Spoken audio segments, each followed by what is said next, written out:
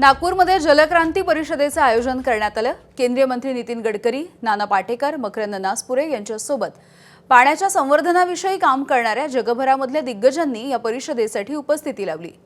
राजकारणामध्ये 1 रुपयाचं काम आणि 10 रुपयांची प्रसिद्धी असा नियम आहे असं वक्तव्य नितीन गडकरींनी केलंय। तर जेवढी समस्या मोठी तेवढी कामं करणाऱ्यांची संख्या कमी असते असंही गडकरी म्हणाले।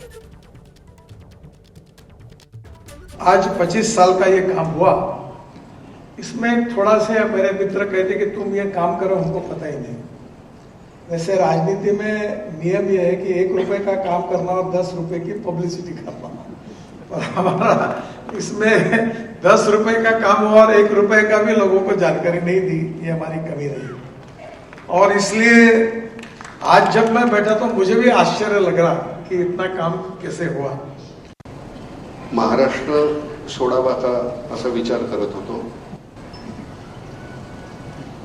आणि कुठे अगदी गावात खेड्यामध्ये डोंगरामध्ये जाऊन तिथल्या लोकांची काही तिथे मला काही करता येईल का, माझ्याकडे थोडेसे साठवलेले पैसे आहेत, मग ते एवढंसं एक छोटंसं गाव घ्यावं ते मी माझ्याकडे आणि मग त्याचंच करावं, तिथेच आपले 4 खांदे शोधावे आपण आणि तिथेच जावं, अशा पद्धतीने काहीतरी, पण सतत त्यांच्यासाठी काहीतरी करावं असं अजूनही वाटतंय।